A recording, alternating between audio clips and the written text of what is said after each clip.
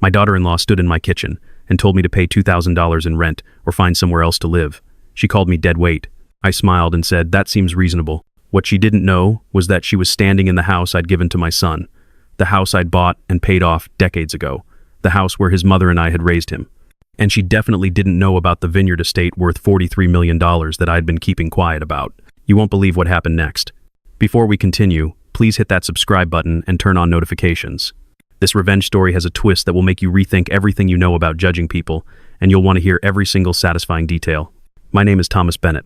I'm 68 years old, and 6 months ago, I made what I thought was a smart decision. I moved in with my son and his wife. Turns out, I was wrong. I retired 5 years ago, right after my wife Catherine passed away. The cancer had taken everything from us except each other, and then it took her too. My son Ryan and his wife Heather suggested I move in with them 6 months later. For your own good, Dad, Ryan had said. The house is too big for one person. You shouldn't be alone. I should have known better. That Friday morning I stood in my own kitchen, the morning light filtering through the curtains I'd hung 20 years ago, and listened to Heather deliver her ultimatum. Either you start contributing rent, Thomas, or you need to find somewhere else to live. We can't keep supporting dead weight. Dead weight. That's what she called me. Ryan stood behind her, studying his phone like it contained the secrets of the universe. He wouldn't look at me. I smiled. Not a big smile, just a small one. The kind that comes when you finally understand something you've suspected for a while. How much rent did you have in mind? Heather's eyes lit up. She'd been expecting a fight. $2,000 a month plus utilities. That's below market rate, really. You're getting a deal. $2,000. In the house Catherine and I had bought in 1985. The house where Ryan learned to ride a bike in the driveway. The house whose mortgage I'd paid off in 2001. That seems reasonable, I said quietly. I'll need a few days to arrange things. You have until Friday, Heather said. She was already turning away, dismissing me. And Tom, try to keep the TV down at night. Some of us have real jobs to get up for. That afternoon I made a phone call. Just one. Mr. Bennett, the voice on the other end was warm, familiar. It's been a while. Hello, Marcus. I need to ask you something. Anything, sir, you know that. Is the apartment above the carriage house still available? There was a pause. The one at the estate? Of course it is.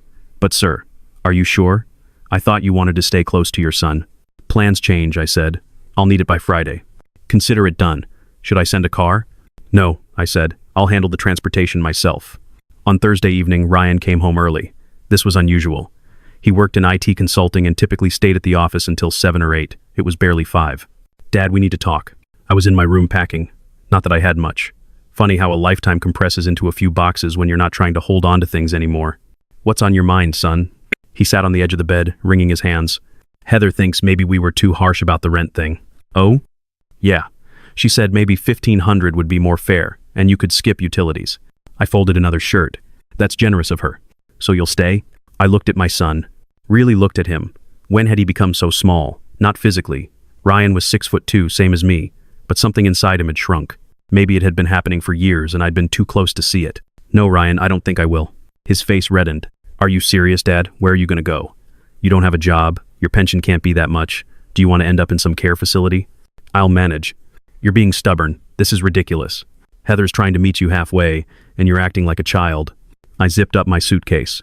Ryan, do you know what your mother's last words to me were? He blinked. What? No. I mean, I was there, but... She said, don't let anyone make you small, Thomas. Not even family. I didn't understand what she meant at the time. I think I do now. That's not fair. We're trying to help you. Are you? I asked. Because from where I'm standing, it feels like you're trying to help yourselves to what's left of my dignity. Jesus, Dad. We let you live here rent-free for 6 months. You let me live in my own house? I said quietly. The house I signed over to you last year because you said you were drowning in debt from Heather's business venture. The house your mother and I bought with money we earned and mortgage payments we never missed. That house? Ryan's mouth opened and closed. You said that was a gift. It was, I said. I'm not taking it back. I just want you to remember what it cost me. On Friday morning at 8 a.m., I heard the car pull up outside. A black Mercedes, sleek and expensive looking. Marcus himself had come, bless him. He was my estate manager, had been for 15 years. Heather was in the kitchen making her protein smoothie. She looked out the window, frowned. Who's that? My ride, I said. Your ride? Dad, who do you know with a Mercedes? Old friends, I said vaguely. Marcus came to the door. He was in his 50s, impeccably dressed as always. Gray suit, crisp white shirt. Mr. Bennett, he said with a small smile. Ready? Just about. Ryan appeared from upstairs, still in his pajamas. Dad, seriously, who is this? This is Marcus Whitfield, I said. He manages my estate. You can see the exact moment it registered. The expensive car, the man in the tailored suit, the word estate. Estate, Heather's voice went up an octave. What estate? I handed Marcus my suitcase. The one in the Okanagan Valley. The vineyard. You might have heard of it. Willow Creek Estate. We won a few awards last year. I let that sink in while I put on my coat. Ryan, I'm going to send you an article. Just came out last week in Wine Spectator. They did a feature on the winery. There's a nice photo of your mother and me from when we started it. You should read it. Dad, I don't understand. I know you don't, I said. That's the problem. Marcus held the door open for me. I walked out into the cool morning air, leaving my son and his wife standing in the doorway of their house, my house, looking like they'd been slapped. The drive to the Okanagan took 4 hours. Marcus and I didn't talk much. He understood that I needed the silence to process everything that had happened. The estate appeared as we crested the final hill. 300 acres of vineyard stretching across the valley, the vines dormant now in late November but still beautiful. The main house, a restored Victorian, sat at the top of the property. Below it, the winery building, modern and efficient, the tasting room, the barrel room. And there, tucked behind the carriage house, my little apartment. 2 bedrooms, a kitchen, a sitting room with windows overlooking the vineyard. Everything I needed and nothing I didn't. Welcome home, sir, Marcus said. Catherine and I had bought this land in 1990 with a $50,000 loan and a dream. We'd worked 3 jobs between us to make the payments while getting the first vines in the ground. It was stupid and terrifying and the best decision we ever made. We'd built it together, she and I. Every vine planted, every harvest celebrated, every bottle labeled. When she got sick, she'd made me promise I wouldn't let the vineyard die with her. Keep it growing, Thomas, keep it beautiful, and when you're ready, share it with Ryan, but only when he's ready to appreciate what it means. I didn't think he was ready yet. Maybe he never would be. That first week in the apartment, I fell into a routine. Morning coffee watching the sun rise over the frozen vineyard, emails with distributors, planning for the spring, planting, evening walks through the rows of sleeping vines. It was peaceful, quiet. Mine. Ryan called on Wednesday. Dad, I read the article. His voice was strange, tight, like he was trying very hard not to yell or cry or both. And you own a $43 million winery? That's what the article said. $43 million. In assets. Is there a question in there? Why didn't you tell me? I took a sip of coffee, looked out at the vineyard. When would I have told you, Ryan?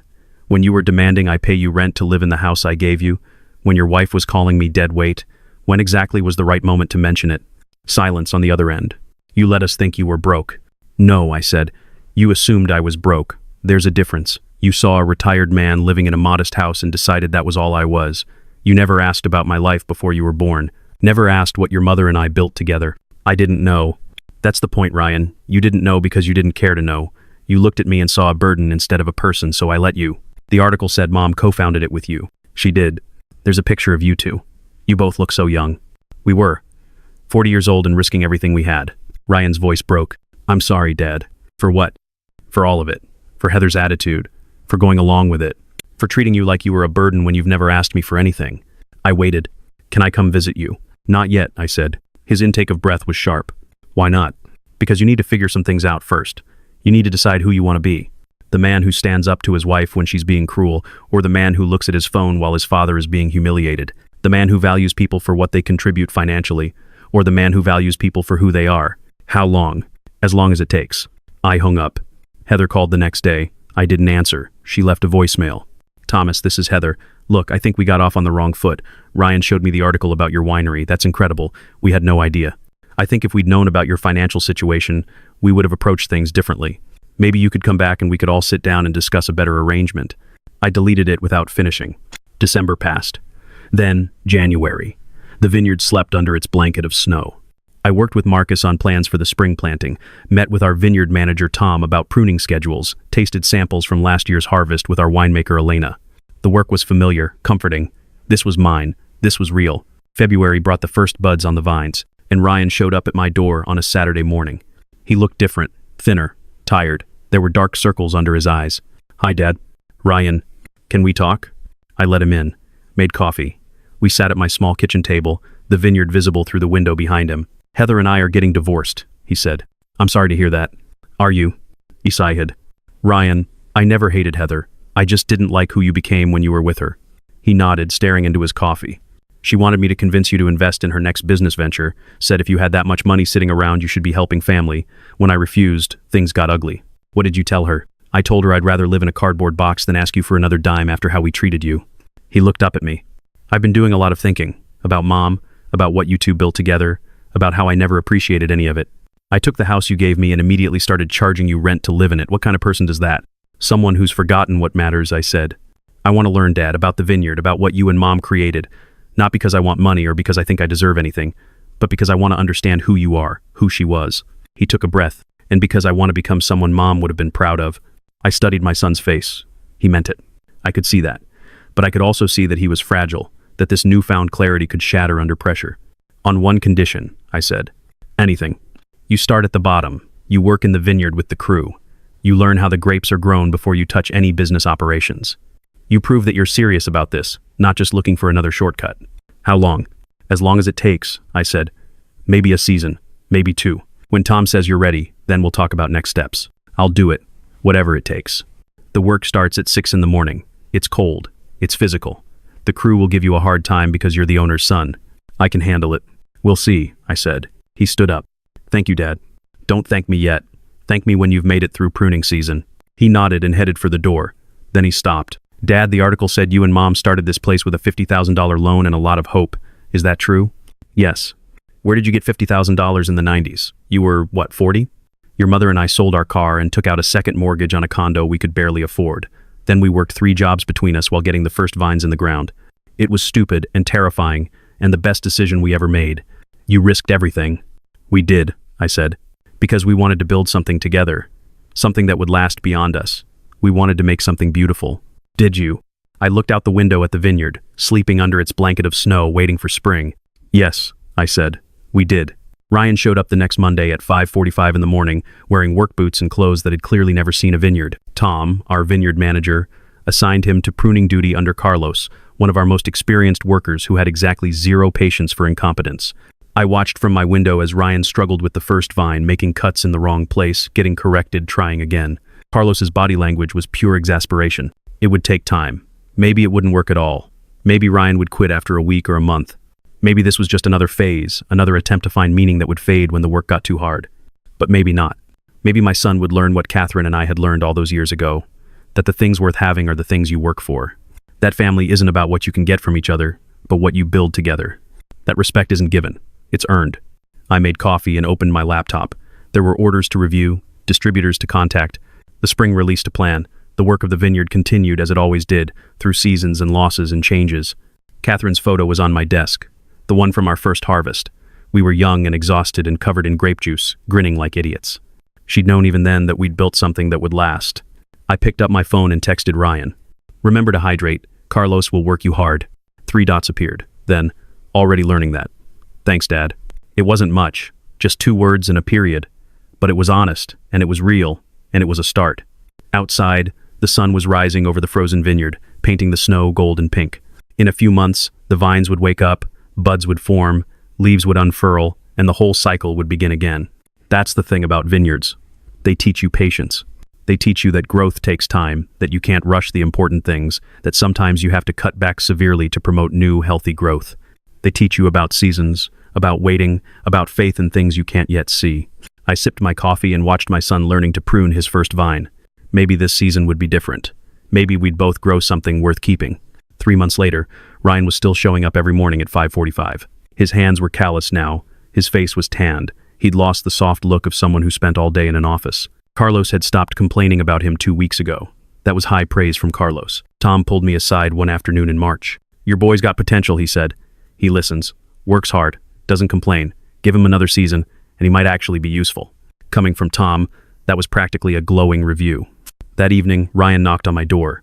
He was still in his work clothes, smelling of earth and cold air. Tom says I can start helping with the grafting next week. That's good progress. I want to learn everything, Dad, not just the vineyard work. I want to understand the business side too, the distribution, the marketing, all of it. I nodded. We'll get there. But first, finish this season. Prove you can commit to something for the long haul. I will. He hesitated. Heather filed the divorce papers yesterday. It's final in 60 days. I'm sorry. Don't be. It should have ended a long time ago. I think I stayed because I was afraid of being alone, afraid of admitting I'd made a mistake.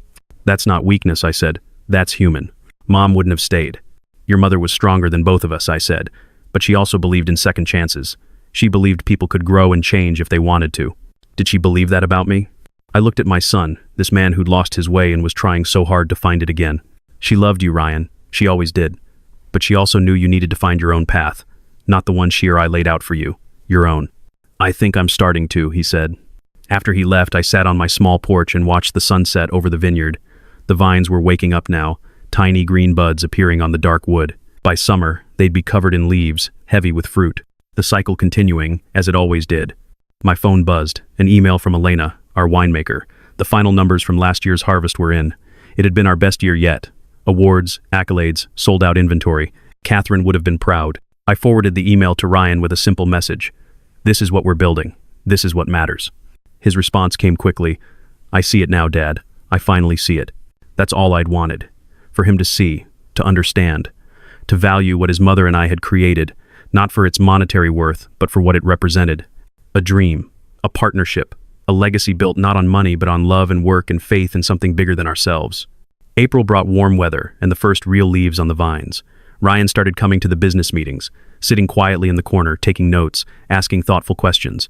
He had ideas, good ones, marketing strategies that would appeal to younger wine drinkers, social media campaigns that could expand our reach. I implemented some of them, others I saved for when he was ready to lead them himself. Because that's what this was really about. Not revenge, not teaching him a lesson, but preparing him to carry forward what Catherine and I had started, giving him the chance to add his chapter to the story. One evening in May, as we walked through the vineyard together after the crew had gone home, Ryan stopped and turned to me. I owe you an apology, he said. Not for the rent thing, though that was terrible, but for all the years before that, for not visiting more when Mom was sick, for not asking about your lives, your work, what mattered to you, for treating you like you existed only to be my parents, not as people with your own dreams and struggles. I looked at the vines around us, now lush and green. We all do what we can with what we know at the time. That's generous, but it's not enough, he said. I was selfish, self-absorbed. I took everything you and Mom gave me and never once asked what it cost you. You're asking now. Yeah, he said. Better late than never, I guess. We walked in silence for a while. Tell me about when you first bought this land, he said finally. What made you think you could turn it into something? And so I told him. About Catherine's dream of making wine, about how everyone said we were crazy, that we'd lose everything. About the first year when nothing grew right and we thought we'd made the biggest mistake of our lives. About the second year when the vines finally took hold. About the first harvest, small but perfect. About the first bottles we labeled by hand in our tiny kitchen. About building something together, day by day, season by season, until it became what it is now. Ryan listened without interrupting, and when I finished, he said simply, I want to be part of that story. You already are, I said. You always have been. This was always meant to be yours, but it had to mean something to you first. You had to earn it, not with money, but with understanding. I'm sorry it took me so long. The best things usually do. We reached the end of the row and turned back toward the house. The sun was setting behind us, casting long shadows across the vineyard. Dad, Ryan said, when you gave me the house, you knew Heather would pull something like this, didn't you? I suspected. So why did you do it? Because you needed to learn that gifts can become traps if you don't understand their value. That ownership without appreciation leads to entitlement. That you can have everything and still be poor in the ways that matter. He was quiet for a long moment. That's a hard lesson. Most important ones are, did Mom know? About your plan, I mean? Your mother knew everything, I said. She understood people better than anyone I've ever met. She knew you'd have to find your own way, even if that meant getting lost first. We reached the carriage house. The lights were on inside, warm and welcoming. Come have dinner with me, I said. Elena's bringing over some of the new Pinot Noir for us to taste. I'd like that. And so we sat in my small kitchen, father and son, tasting wine and talking about the vineyard, about the future, about what comes next. It wasn't everything. We had years of distance to bridge, conversations to have, trust to rebuild, but it was a beginning, and sometimes that's enough. Outside, the vineyard stretched into the darkness, waiting for summer, for harvest, for whatever came next. The vines didn't care about revenge or lessons or family drama. They just grew, season after season, producing fruit that became something beautiful in the hands of people who knew how to nurture it. Maybe that's what Catherine had been trying to teach us all along, that patience and faith and hard work can turn bare land into something extraordinary. That family, like vineyards, requires tending, pruning away what doesn't serve, nurturing what does. That the most valuable things in life can't be bought or inherited. They have to be earned, cultivated, grown. I raised my glass to Ryan. To new beginnings, I said. To second chances, he replied. We drank, and the wine was good. Better than good. It was everything Catherine and I had dreamed it could be. And for the first time in a long time, I felt like maybe things were going to be okay. Not perfect, not easy, but okay. And in the end, that's all anyone can really ask for.